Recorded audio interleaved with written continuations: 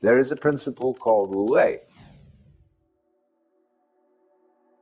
Wu means none or not, no, negation.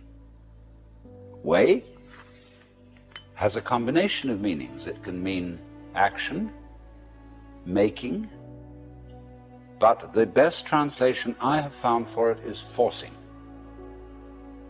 And so Wu Wei is the principle of not forcing in anything that you do. Now we know when we watch any performance of an artist, be it a dancer or an actor or a musician, we know immediately when the performance is forced. And we say it doesn't ring true, it's too artificial, it doesn't seem to be natural. Many people who study the Taoist doctrines think that Wu Wei means do nothing, in the sense of laissez-faire, be lazy, always be passive. It doesn't mean that. There is a time for action. When you study Judo, you use muscle only at the right moment. When your opponent is hopelessly overextended and off balance, and you add a little muscle to it and you throw him across the room. But only then. You never use muscle at the wrong moment. For as Shakespeare knew perfectly well, there is a tide in the affairs of men which, taken at its flood, leads on to fortune. And so Wu Wei is based on knowledge of the tide, the drift of things. Get with it. Wu Wei is the art of sailing rather than the art of rowing. So, one of the most famous sayings in the Laozi book is superior virtue has no intention to be virtuous, and thus is virtue. Inferior virtue cannot let go of virtuosity, and thus is not virtue. So one could also say, the real Wu Wei is not intentionally Wu Wei, and so is Wu Wei. But inferior Wu Wei so tries to be Wu Wei that it isn't. In other words, this is saying Wu Wei is not a matter of cultivated passivity or even of cultivated spontaneity, because there are people who think that they are released, that they have realized that they are the Tao, as all of us in fact are, or that you are, to put it into Vedanta terms, every one of us is the Brahman, the eternal self of the universe, beyond all description or classification or thought. And say, okay, baby, I'm that. Now I'm going to have a ball. Well, what kind of a ball do they have? Well, what they do is they look up the rules on which society runs and do the opposite. Well, that's still running by the rules of society. And it's the mirror image in reverse. That's not spontaneity. You have to be able to realize that you don't know what you really want to do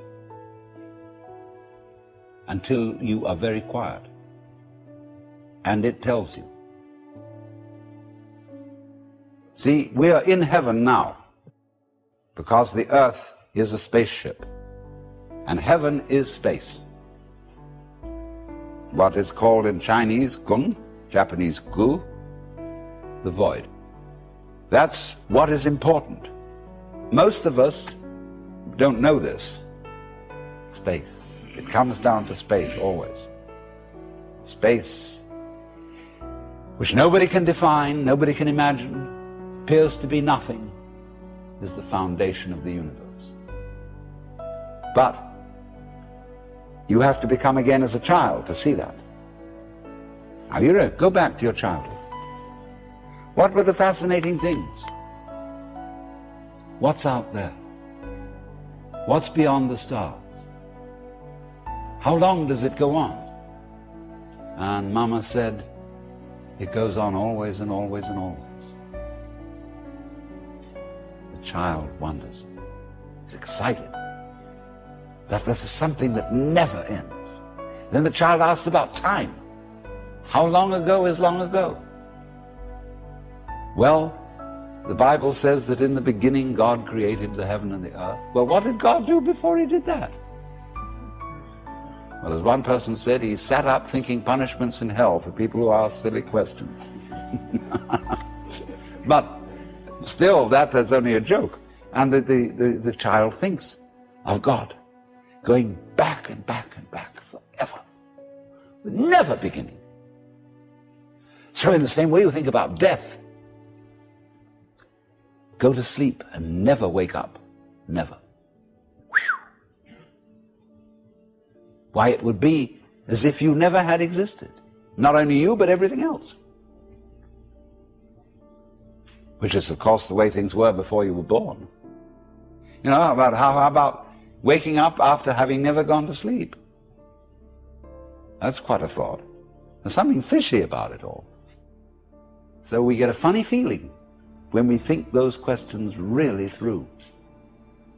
Very funny feeling. And children, you see, love to get into that funny feeling. Children do all kinds of weird things. They like to spin around as fast as possible, so they watch suddenly the whole ground goes tilting. They do this thing giddy, giddy, giddy, giddy with their eyes, and they go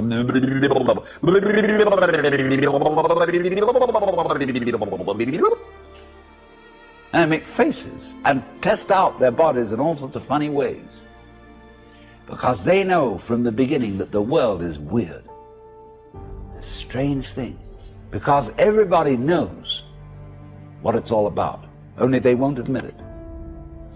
Being brought up is being taught not to admit it. But you know very well what's going on. But in order to find out once more as an adult, you have to become again as a child. So what does that involve? It means, ladies and gentlemen, would you please check your ideas and opinions at the door? First of all your philosophical and religious views, all your logic, because I say check it at the door advisedly, because you can pick it up again when you go out if you feel unsafe without it. I'm not trying to argue you out of your opinions and views.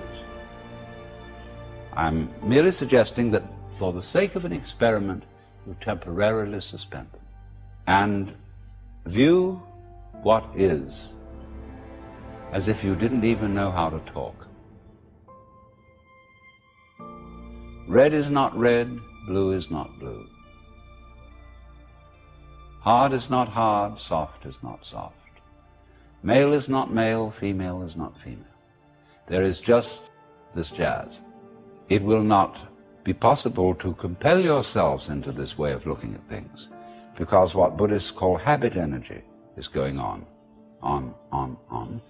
And as I talk to you, you will find yourselves thinking in a compulsive and habitual way, this is red, this is green, this is something, this is nothing, this is solid, this is space. All right. But treat those thoughts that are going on in your head in exactly the same way as if they were, see? That's all they are. Like shapes in the spray as the sea breaks on the rocks. Now, please don't get agitated that this is an anti-intellectual point of view, that this is undermining the value of logic and reason and so on. That we'll bring all that back later when we need it. But just for the time being, let's simplify. Close your eyes. Listen. What do you really and truly, honestly hear?